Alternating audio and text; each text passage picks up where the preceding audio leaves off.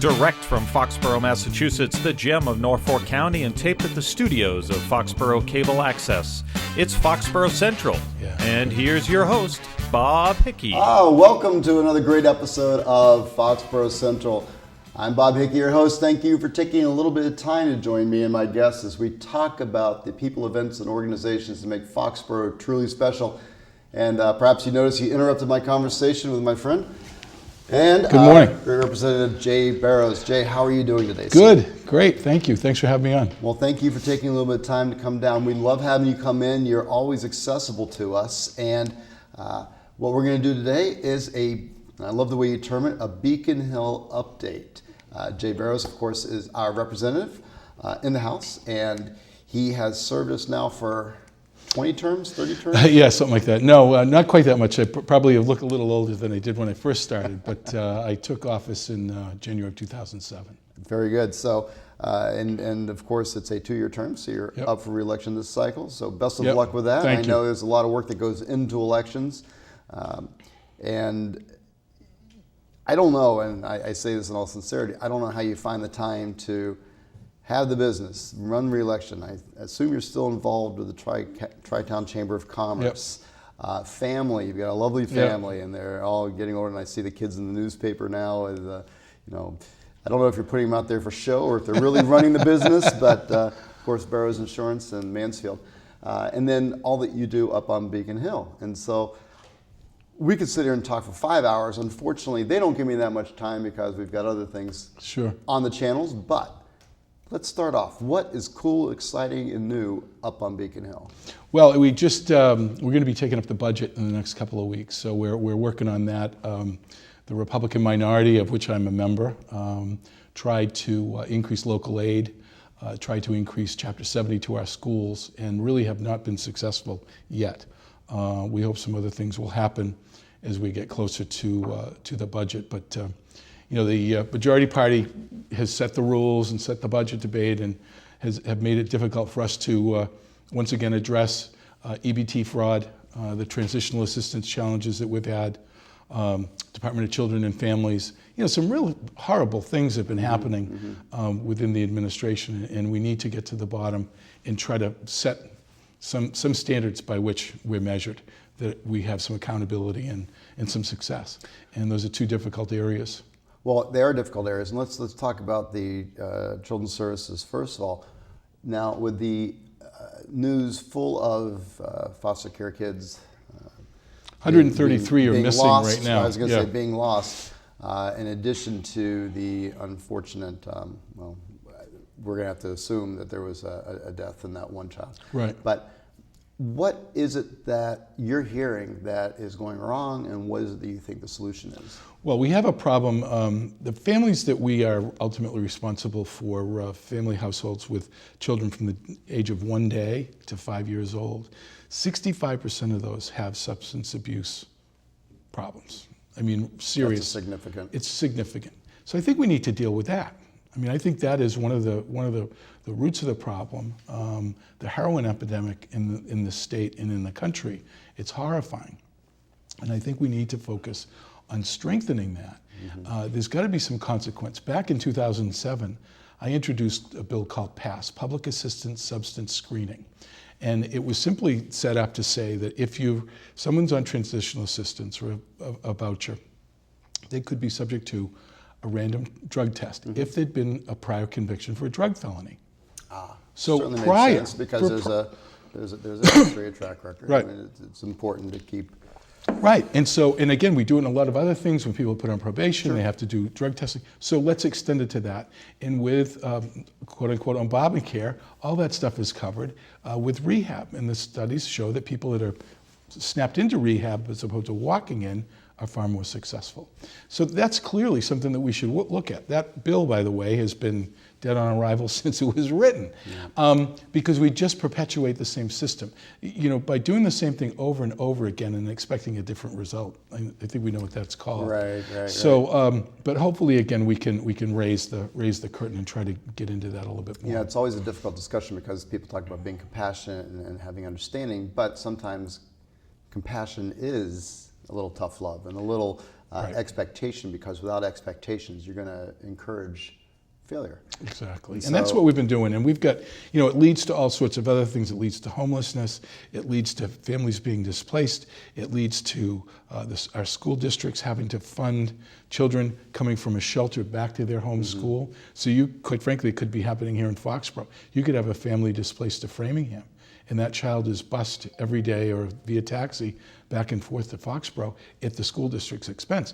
And that stuff should be funded by the state, and it has not been. So a lot of different things are a result of it. So it is a big problem, and our budget is huge as it relates to this stuff.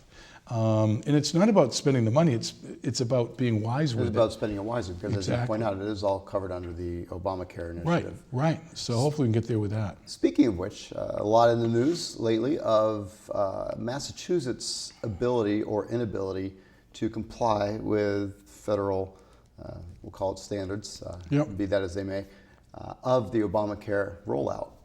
What's going on? Well, I happen to have a front row seat to that. I'm on the Healthcare Finance Committee. I've been the minority Republican on that committee. And what has happened in a nutshell, Massachusetts since 2006 had the Commonwealth Care. We had everybody covered somehow, either through Mass Health, either through a subsidy, or through their employer, or individually. People were mandated to do it. They faced a state income tax penalty if they did not. We all received our form. You get the every year 1099C saying, or yes, whatever it's called, the HC, we had to to show. check off on the box saying that we're covered. And there were no gaps in coverage, and if there were some penalties. Now, whether we agree with that or not, Okay. I'm a regular Republican, so Right. I definitely fall on We a can, different area. We're not going to right. talk about that. We can leave that to debate. But Massachusetts was in compliance. 97% of our people in Massachusetts were covered for health care. Okay. That's a pretty good. 97%. Right, pretty good. So what happened? What happened? On 12/31/2013, we canceled every one of those policies because the policies had to be rewritten to comply with the standards of Obamacare. And Obamacare had different deductibles, different copays, different essential medical benefits than what we had designed and prescribed. So when we did the 12/31, everybody's policy got canceled and we had to rewrite new ones. And so why didn't we just modify? well, I think they wanted to build a Rolls Royce of a website to do all these things that would have the ability to handle anybody's change in income, change in family status, change in location, just a change in plan, or a change in health condition. And we did all this stuff to mimic the Obamacare plan, which is far more robust than whatever anyone ever imagined when they wrote this 2,100-page law. Because the right hand didn't know what the left hand was doing, and the right foot didn't know what the left foot was doing. And so we have this abomination of regulation that no one can figure out. So when we hired at the tune of $69 million, the same knuckleheads that tried to do the one at the federal level, they failed. And so Massachusetts is the only state in the country that has yet to enroll one person via the internet exchange. You're kidding. It's amazing. And we put 250,000 people over on Mass Health to make sure that they were covered because, again, their policies were literally canceled. Right. And this is like you buying a homeowner's policy and deciding that you're going to put 3 new bedrooms and 5 new bathrooms on it. Guess what? You need a new homeowner's policy. So you'd call your agent, cancel it, and say, let's rewrite a new one. Well, that's what we did, but we failed to do. And so right now we've spent, $175 million trying to fix the website, which is really the only way that you can do it quickly. However, it needs to be designed in such a way that it will work. But they've now terminated the vendor, and there's a whole hoo-ha that goes along with that. I don't know if anybody's going to pick up on it, but I love the Obama-nation. Yeah, right. That is great. So, but it's unfortunate because Massachusetts, as we directed the governor to ask for a waiver from Obamacare back in July, back in August. It was clear it wasn't going to work, and asked the governor to go to the then HHS secretary, Sebelius, and say, look, we've exceeded what the goals of Obamacare were for enrollment, for percentage of people covered, for benefits being served. Please give us a waiver. and let other states do what they have to do. There've been 2,000 waivers granted to a number of huge companies that don't have to comply, to unions and so forth. Why Massachusetts, and I can only imagine, why Massachusetts wasn't successful in getting a waiver is beyond me. Really? That's well, as with everything, there's always several layers to the onion. Right. And motivation, if we were to apply for a waiver and yet we were the model, then that would appear politically to be a bad play. So I am sure that might have been part of it, and then part of it might have also been a little hubris, we can do it, we will fix it because I say we're going to fix it. But wheels on the ground, functionally it still has to be operational, and clearly it isn't. Particularly with the, I had heard this from a well-placed source, the 300, I think we had talked earlier about the help desk being sent off to Texas to help Massachusetts. Yeah, we hired 300. So it wasn't even a matter of Massachusetts jobs being created. You're sending jobs out to support a non-functional website to do absolutely nothing. Right, and we did. We hired 300 people to answer the phone during the enrollment period, which ended and been extended, and the law changed just by edict, which is amazing in this country.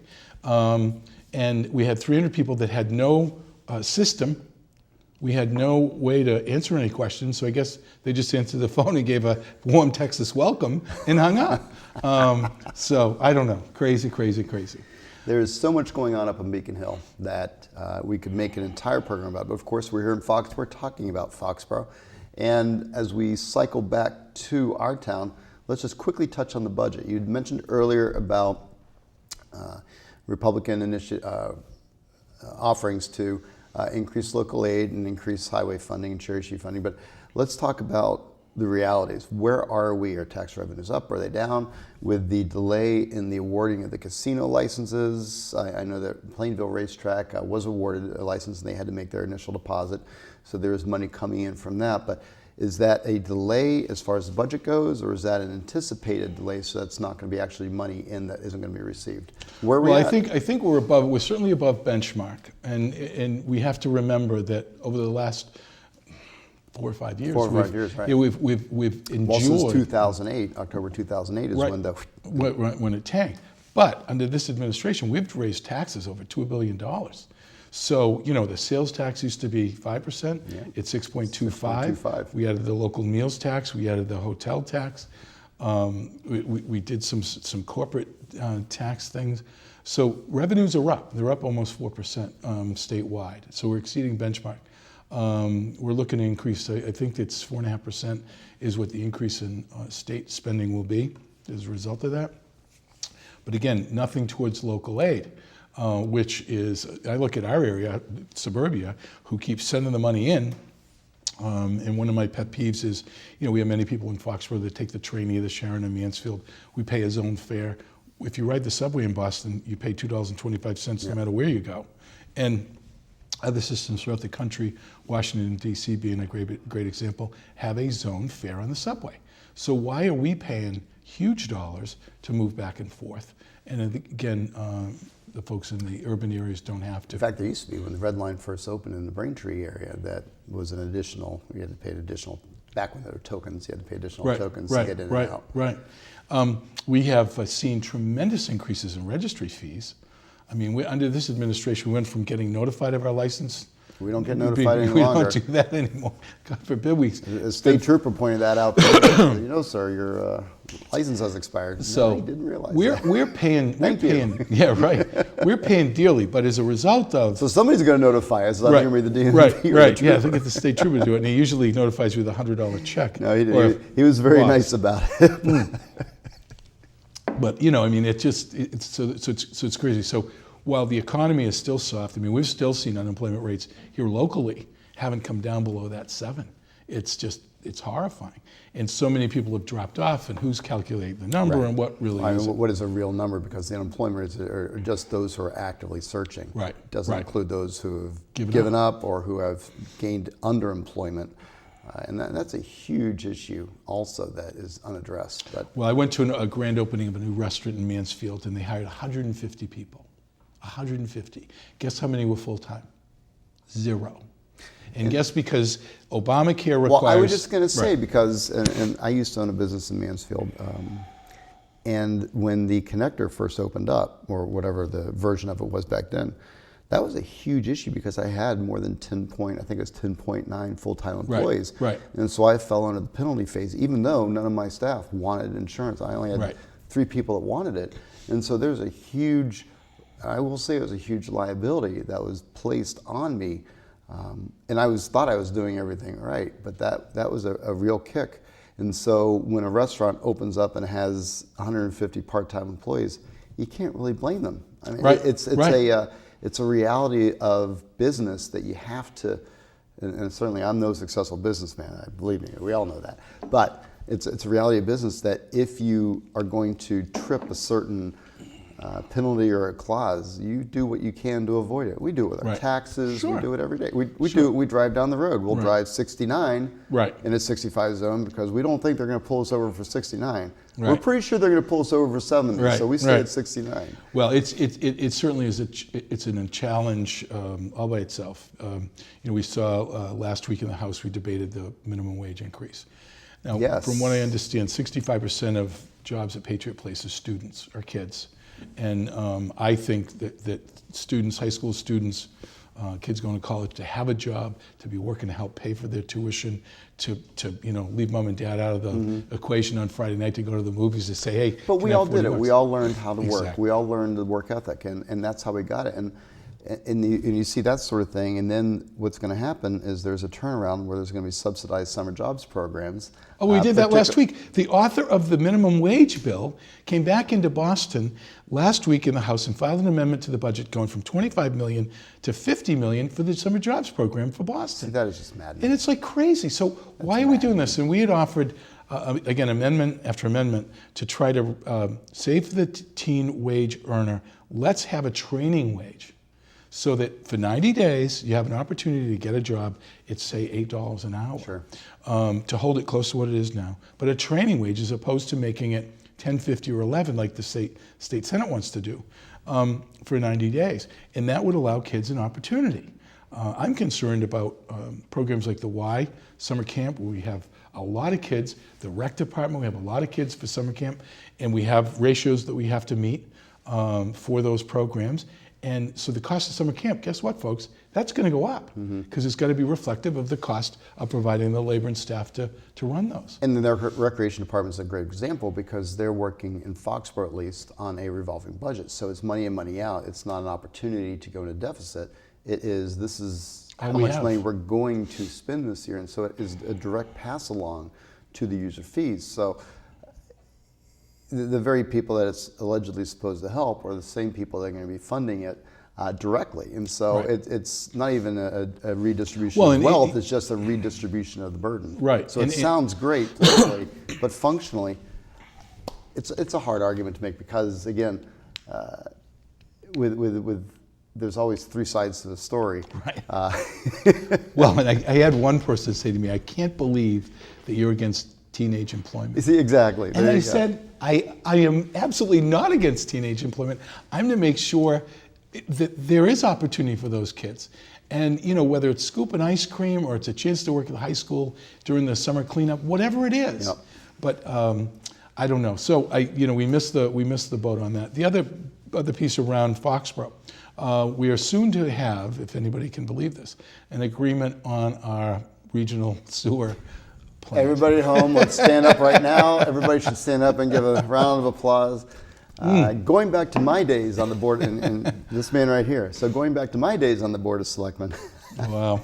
I remember quite clearly this project, and it started off as a dream, and you had to, I think your first order of business was to get the state law rewritten to understand that water tables are not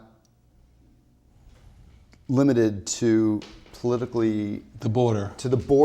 There's no geographic significance to the border of Plainville and Foxborough, Norton and Taunton, Mansfield, and that where water comes in and water goes out has nothing to do with where people on a map drew lines back in 1762. Right. Yeah, it's a surface. And that was and I remember when you had that victory, you were very excited. I said, this is the turning point. We've now got it. We've got momentum. That was 2007. Yeah, it was a while ago. What are we doing? Well, we've been, trying to figure it out, which we did. So the good news is that the group Mansfield, Foxborough, and Norton are going to come together. Foxborough is going to buy additional capacity of 170,000 gallons a day. Norton 165 and Mansfield 665,000. So we're going to add 1 million gallons of. That's additional. Yeah, 1 million gallons of additional. Now, are these capacity. real gallons, or is this just This Title is real, V nonsense? actual flow, and we're going to go to actual flow on what we have right now. So Foxborough is going to pick up additional. Because we'll pick up additional. Like that. Because as we know right now, the flow is determined by Title V regulations, which again has nothing to do with reality. Right. It just has to do with numbers that are put together. If you have 10,000, we have what, 5,600 homes in Foxborough units, and each one of those has X number of bathrooms, Yeah, it's a crazy formula. But the good news is we're going to go to actual flow. That's great. The plant's going to be upgraded, which is very expensive. Not telling anyone anything they don't know. Well, Foxborough voters already voted, so. Right, to move ahead to do that. So between the plant expansion and the upgrades and 1 million gallons of flow, I really think that it'll allow us, certainly in this community, downtown, to add additional capacity that has been non-available for the last 15 years. It's been, in fact, here in our studios at 28 Central Street, our neighbors in the Bach building, they've been for years stymied, even going back to the early 1990s, late 1980s, with their desire to put in a laundromat. And right. There was just no way to do it. And we, of course, have an abandoned state hospital and tax title Keating Funeral Home behind that. That's sort of locked down. What can you do with it? So this is fantastic news for Foxborough. It's good. It's really good news for Foxborough. And again, it's not adding new to new areas, if you will. We're not, doing this to, have explosive building growth. We're trying to deal with the needs that need to be met now, and that includes all the schools, the downtown around the common. Whereas and under your leadership, we saw a huge rehabilitation of everything and spent a ton of money. And so now we've built it, and we can move it out, and it should be great. Well, I think we have to give credit for that to the folks who laid the groundwork to get the state reimbursement for our beautiful downtown area. And then with that, I think we can see the development up at Patriot Place and development at the Chestnut Green at the former state hospital, what is possible when you have adequate sewer flow. Exactly. You can't do it without it. One of the communities that has recently done some work is Easton, and so down around Troubleshop Square, they finally got some sewer capacity, and boy, things have just popped up. Really? So it'll come. It'll be amazing, and so we're really happy about that. And again, I look at it from a regional perspective. When we can go out now, and we've been struggling and fighting hard to land businesses and try to figure out how we can do it. But we can go out now and say to folks, we do have the capacity, so please, consider us. It's a great opportunity. Well, I know it's all about Foxborough, but I do know that a lot of the work in Mansfield will tremendously benefit with your industrial park and with your other development and the redevelopment of the downtown area and that whole intersection going underneath the railroad tracks at 106. That's been long in the works, and so a lot of opportunity may present itself. So congratulations on all of that. So it should be good. So we'll see what happens, but we are asking the Mansfield voters to vote to literally take the assets from Mansfield and put them under the auspices of the regional this new partnership. Yep. So they're the district will own everything. Percentage share of flow equals ownership, and so we're looking for 7 good people to serve on that board of directors, if you will, and run it, and it should be interesting. Fantastic. So that can well, congratulations on that. Thank you. That's been a lot of work, I I know. Long time in the making. And it's been one of your very early desires, and it's such hard work. And I think folks at home, I don't know if you truly appreciate this or not, but this man not only runs his own business, but all this work up on Beacon Hill, he's doing it from a minority standpoint. So a lot of this is true hard work. It's not a matter of just showing up and having a vote. Right. No, and you have to build some consensus in a rough environment. I have to credit Senator Timilty, Representative Lou Kafka, Representative Howitt, Representative Poirier, who all represent our region, who have all done yeoman's work in helping kind of shepherd the thing along. It's funny, since I started, there isn't one town manager that's the same. The water and sewer commissioners are all different. That's true. It's just there's been 4 or 5 of us that have made every meeting is still kind of in place. But it's been interesting work, again, bringing people that have been very dedicated to representing their communities and fighting hard. And that's been one of the challenges, is like, okay, how are we going to make this work? So it's been a learning experience for me as well, but I've enjoyed doing it, and I'll look forward to knowing that got completed. We are so close to running out of time. I want to talk about some other Foxborough things. What is going on in Foxborough that you're working on right now? Well, we're trying to sort through the transportation bond bill. One of the things that I know is driving Roger Hill crazy, who is our DPW director. Again, yep. Trying to get the roads repaired. As everybody has been bouncing around the last few months, the roads took a beating this winter.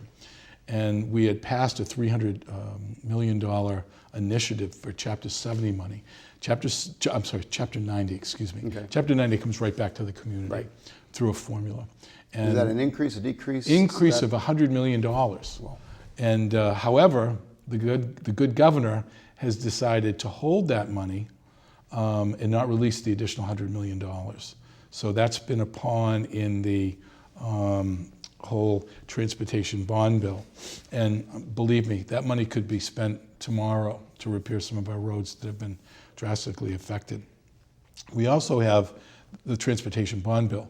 Now, the House version included monies to fix the Central Street 140 intersection. The intersection of 140 where commercial comes on the old Central. Right, which when they built it back that's a horrible intersection. Right. When it was built back in the 70s or 80s, it was a failure then, it's a failure now. I applaud the work that DPW did in front of the charter school with relining. Yes, they did a great job with the 140. It's made a tremendous help.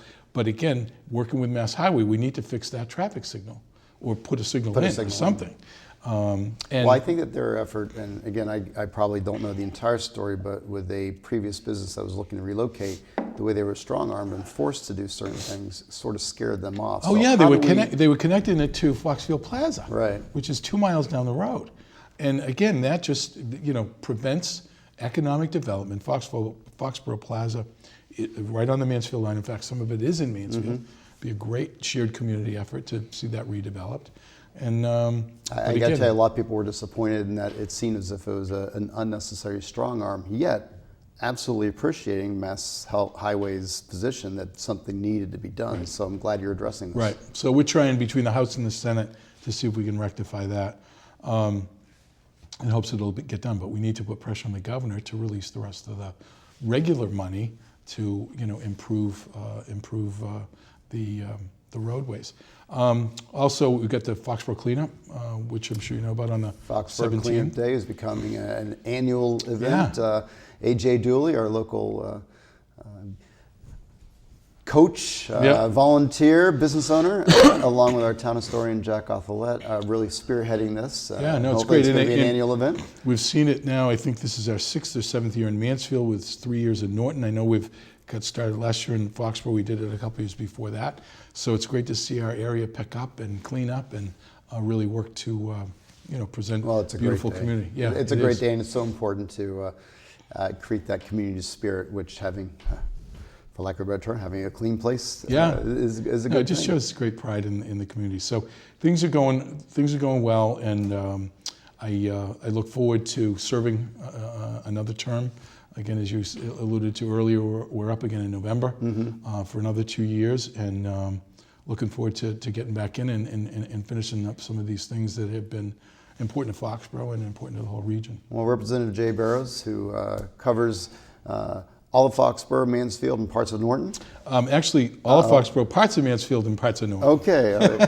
All I know is you're our guy. So absolutely. I'm going to give you the last word and want to thank you for all the work that you've been doing on our behalf, and also thank you for coming in to share with us the Beacon Hill update. It's important that we're able to communicate what we have going on up to you, and you've always been open to us. You and Senator Timilty are very accessible, and it's one of the things that I think the voters like about you, and perhaps that is shown in our constantly sending you back. As long as you keep willing to do it, you keep getting my votes. So Thank you. Important thing, folks, is that Representative Jay Barrows can be contacted at 617-722-2488. 2488. Yeah. And you can also be reached by email. And I know that if I go on to mass.gov, I can find your link. Yeah, it just pops right up. It's like, I think email address, I always get it wrong. But that's your Which is why safest it's such bet. a good Right. link. Go to Mass.gov, There and you we're go. right there. It's search for your state rep. And again, willing and certainly I've got a very able state legislative aide, Phil Palanza, who's there. And all calls and all emails we try to return as quickly as possible and help people in any way as we can. Fantastic. As well. So thanks for having me. Well, thank you for coming out. And for all the volunteers at Foxborough Cable Access, thank you for taking a bit of time to watch with us. If you'd like to see a replay, go to www.fcatv.org. Until next time, Foxborough, have a great day.